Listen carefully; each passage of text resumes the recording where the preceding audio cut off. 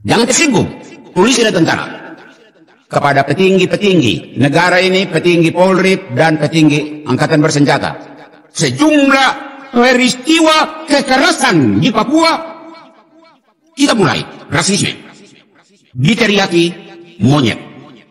Kalau benar orang Papua itu monyet, dengar baik-baik. Monyet cari ilmu di Jawa, monyet cari ilmu di Sulawesi, monyet cari ilmu di Sumatera, monyet cari ilmu di Kalimantan, monyet cari ilmu di Maluku.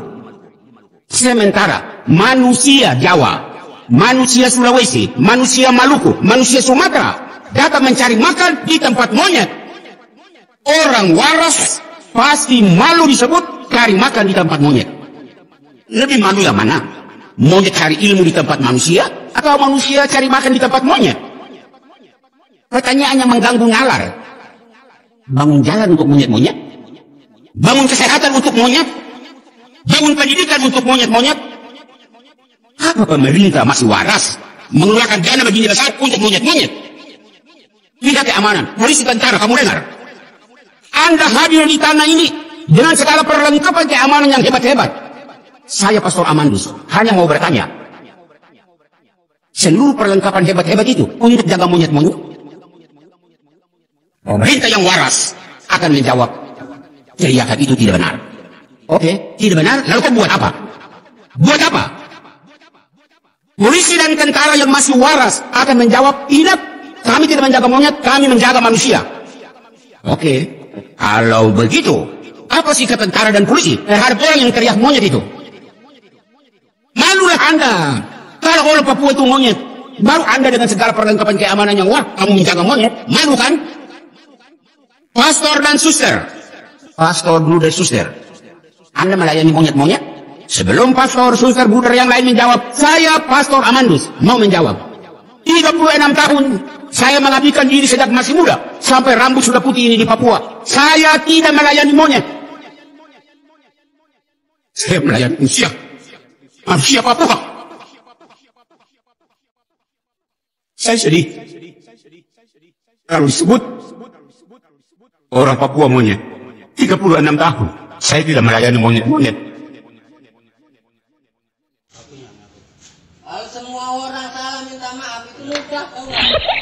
Oh my God. Mohon multimedia mencatat pengumuman kedua ini, karena saya mau mengirim kepada petinggi-petinggi negara ini, petinggi Polri dan petinggi Angkatan Bersenjata. Pertama, beberapa tahun lalu pastor-pastor Projo mengadakan konferensi pers, dan waktu itu saya Pastor Gusti Elmas dan Pastor Domi Hodo. Kami tegaskan, jangan membiarkan rakyat mati lagi. Jangan membiarkan tentara mati lagi. Jangan membiarkan kelompok yang disebut KKB atau OPM mati lagi. Mari kita bicara, ada sesuatu yang tidak beres, yang tersumbat, dan sumbatan ini harus dibuka. Ada simpul-simpul yang tidak beres. NKRI, kamu punya alasan ada? Bicara. Taruh di depan, kita semua dengar. KKB OPM, kamu punya alasan ada? Taruh di depan, kita bicara.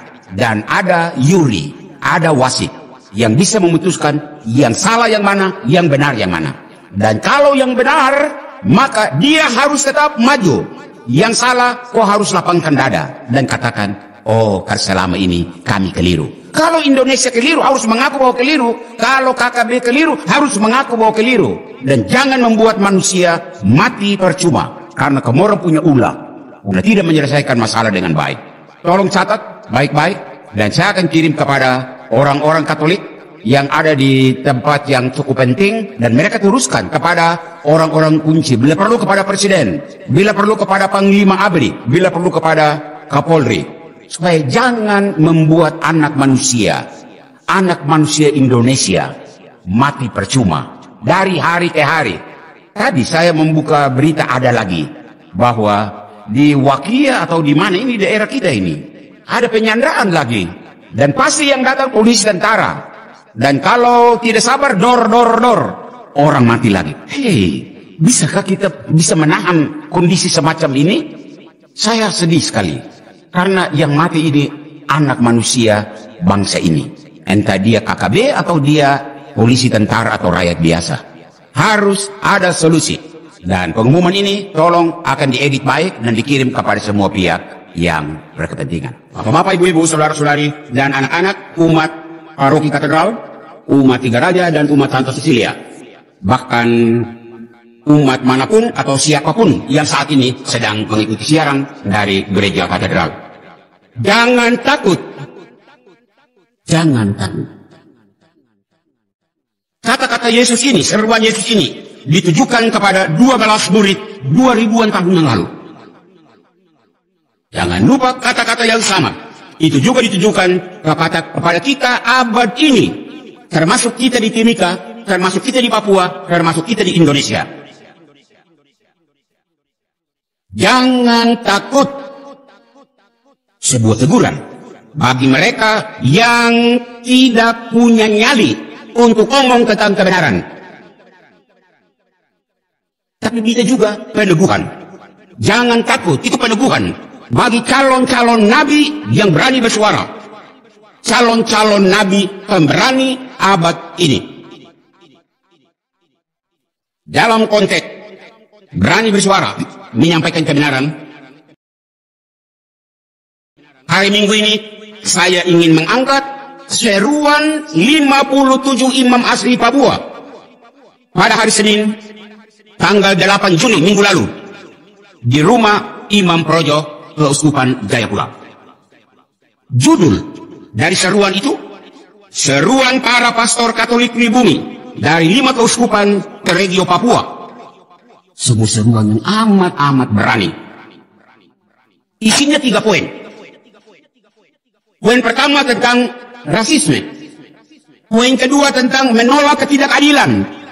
Dan poin yang ketiga, menolak segala bentuk kekerasan kepada umat Tuhan di tanah Papua.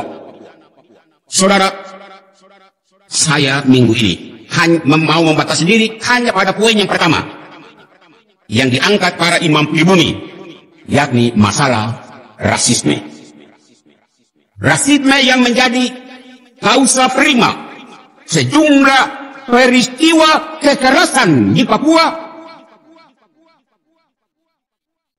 peristiwa melawan ketidakadilan. Kita mulai rasisme. Menyangkut rasisme, saya berangkat dari kasus pemicunya, yaitu kasus Surabaya, 16 Agustus 2019. Mahasiswa Papua diteriaki monyet. Ayo. Coba dengan kepala dingin dan akal sehat, saudara coba renungkan. Kalau benar orang Papua itu monyet, maka konsekuensinya apa? Sangat dahsyat. Di sini saya mengikuti semua yang ada di Facebook dan saya mencatat isi Facebook dari seorang anak Papua. Mohon umat pendatang tidak singgung.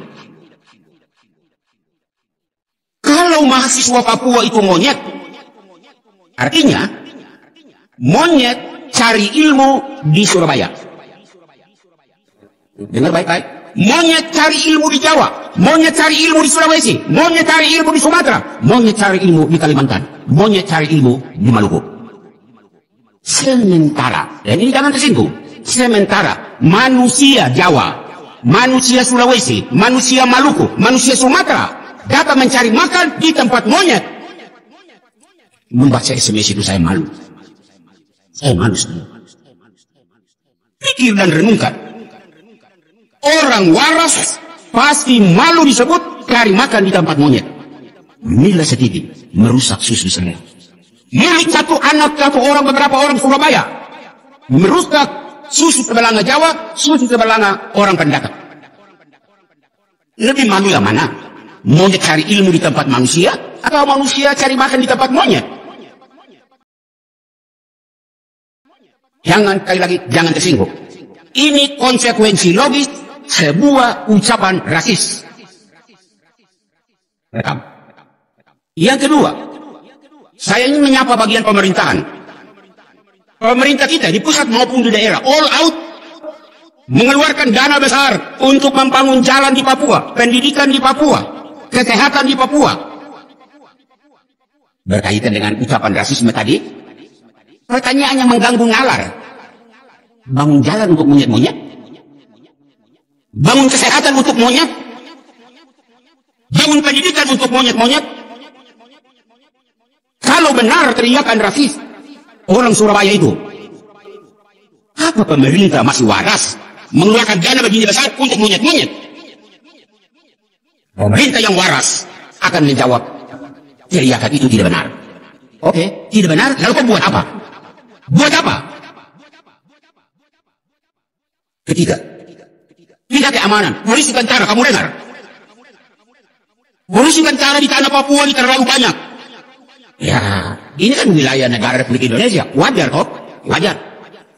Tetapi Anda hadir di tanah ini dengan segala perlengkapan keamanan yang hebat-hebat. Saya Pastor Amandus hanya mau bertanya, seluruh perlengkapan hebat-hebat itu untuk jaga monyet-monyet? Jangan tersinggung, polisi dan tentara. Polisi dan tentara yang masih waras akan menjawab, tidak, kami tidak menjaga monyet, kami menjaga manusia. Oke, kalau begitu, apa sih tentara dan polisi terhadap orang yang teriak monyet itu? Malulah Anda. Kalau orang Papua itu monyet, baru Anda dengan segala perlengkapan keamanan yang wah, kamu menjaga monyet, malu kan? Keempat, kelompok keempat, pihak agama. Saya tidak mau menyebut orang Islam, saya tidak mau menyebut orang Protestan. Saya hanya membatasi diri pada gereja Katolik. Pastor dan suster, sejak zaman Belanda sampai zaman pemerintahan Indonesia ini, luar biasa pastor dan suster. Begitu banyak datang di Papua untuk melayani. Anda mengabdikan seluruh hidupmu, dari masa muda sampai Anda menjadi tua di tanah Papua ini. Pertanyaan kecil untuk direnungkan. Apakah Anda petugas gereja, pastor, guru, dan suster? Anda melayani monyet-monyet? Sebelum pastor, suster, guru yang lain menjawab, saya Pastor Amandus mau menjawab.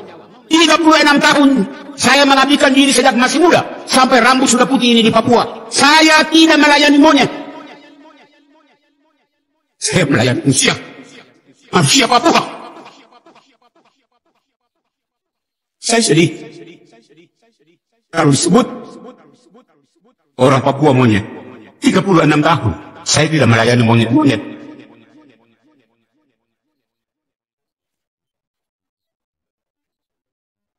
Kelima, terakhir, anak cucu guru-guru perintis. Kamu pasang telinga dengar baik-baik. Kamu pernah mendengar cerita dari kampung orang tua, kampungnya kakek nenek, pertama kali datang di Papua tahun 20-an, tahun 30-an. Mereka bercerita bahwa mereka bertemu monyet-monyet. Apakah kamu mendengar cerita bahwa orang tuamu datang mengajar monyet-monyet? Tidak, bukan? Kalau tidak, anak cucu perintis, jangan diam. Buat sesuatu dong untuk saudara-saudaramu orang Papua. Di sini, gereja Katolik yang masih waras, gereja harus membantah. Masa gereja bekerja keras hanya untuk melayani monyet-monyet? Saudaraku yang terkasih, Bapak, Ibu, dan anak-anak, kalau semua pihak tidak setuju dengan labelitasi monyet untuk orang Papua, lalu mengapa selama ini kita diam? Mengapa? Bagi orang Kristiani, Katolik maupun Protestan, hari ini Yesus bersabda di dalam Injil, apa yang dibisikkan ke telingamu, beritakanlah itu dari atas atap rumahmu. Matius 10:27b. Syukur. Pastor-pastor pribumi Papua yang berjumlah 57 orang, minggu lalu mereka sudah bersuara. Kenapa? Kenapa hanya pastor asli Papua bersuara? Karena gereja tidak bicara, karena gereja besar ini diam. Maka anak-anak Papua bersuara. Di mana suara petugas gereja yang lain? Di mana suara hierarki gereja? Ingat kekuatan besarmu. Kalau gereja-gereja kecil, gereja-gereja lokal, Katakanlah saudara-saudara kita Protestan, itu gereja lokal. Mereka bersuara, gampang untuk dibungkam. Tetapi kalau gereja universal, yang satu kudus, katolik, dan apostolik, kalau gereja universal itu bersuara, sulit dibungkam. Kenapa? Bunyi di Timika, bunyi di Jayapura, bunyi di Jakarta, bunyi di Rema, bunyi di seluruh dunia. Pakai kekuatan ini, pakai kemampuan ini untuk mendampingi saudara-saudaramu Papua yang terhina, yang dihina, yang tergeser, yang digeser. Ini bukan hanya masalah orang Papua, ini masalah kemanusiaan. Orang Papua itu manusia. Nabi Yeremia dalam bahasa yang pertama tadi kita dengar. Nabi Yeremia menjadi tokoh inspiratif. Yeremia menderita, Yeremia dikejar, Yeremia dianiaya. Karena ia melaksanakan tugas kenabian, menjadi corong untuk menyuarakan nasib bangsa Israel yang tertindas di tanah pembuangan. Yeremia tampil luar biasa. Lah kita bagaimana? Sebagai anggota gereja, kita semua jemaat Kristiani, Papua, non-Papua, kita semua dituntut untuk hadir sebagai nabi di zaman ini. Faktanya banyak orang takut bersuara, takut tampil di depan. Banyak umat khawatir akan nasib duniawinya, takut kariernya, takut omong, nanti dimusuhi, nanti dijauhkan, proyek tidak dapat karena melawan mainstream. Asap dapur tidak mengepul, keluarga makan apa? Untuk orang semacam ini yang berpikiran semacam ini hari ini, Yesus menyapa Anda. Jangan takut kepada mereka yang membunuh badanmu, tetapi tidak berkuasa membunuh jiwamu. Matius 10:28. Gereja harus berani, karena ada dasar. Wilayah gereja adalah wilayah moral. Wilayah moral itu apa? Keadilan dan kebenaran. Wilayah gereja bukan wilayah politik. Karena gereja memang tidak berpolitik. Tetapi, dan ini dengar baik-baik, pemerintah dengar baik-baik, tentara polisi dengar baik-baik. Gereja tidak berpolitik karena bukan wilayahnya. Tetapi, kalau orang politik, masyarakat warga, organisasi massa, siapapun, termasuk polisi tentara, kalau Anda melakukan tindakan menginjak wilayah moral, keadilan, kebenaran, gereja akan bersuara. Karena Anda menabrak wilayah kami. Kalau gereja tampil di publik untuk bersuara, harap Anda jangan berkata gereja berpolitik. Bukan. Gereja melakukan tugasnya. Anda menginjak wilayah saya harus bersuara. Saya diam, saya berdosa. Akhirnya, Bapak Ibu saudara-saudari, anak-anak, dan siapapun yang mengikuti siaran ini, dari mimbar gereja katedral ini, atas dasar firman hari ini, seruan untuk kita semua adalah, warga gereja bersuaralah, institusi gereja bersuaralah, petugas gereja bersuaralah, hierarki gereja bersuaralah, bahkan setiap insan yang waras, semua manusia, Kristen non-Kristen, Katolik atau Protestan, Islam, Hindu, Buddha, Anda manusia, Anda masih punya pikiran waras, bersuaralah untuk membela kemanusiaan ini. Apa yang dibisikkan di telingamu, beritakanlah itu dari atas atap rumahmu. Sabda Yesus hari ini di dalam Injil. Jangan takut kepada mereka yang membunuh badan tetapi tidak berkuasa membunuh jiwamu. Takutlah terutama kepada Dia yang berkuasa membunuh baik tubuh maupun jiwamu di neraka. Tuhan memberkati saudara-saudara kita Papua. Tuhan memberkati saudara-saudara kita pendatang. Tuhan memberkati kita semua. Friends, before continuing, please support, like and comment on this video, and don't forget to subscribe to this YouTube channel. God bless us all.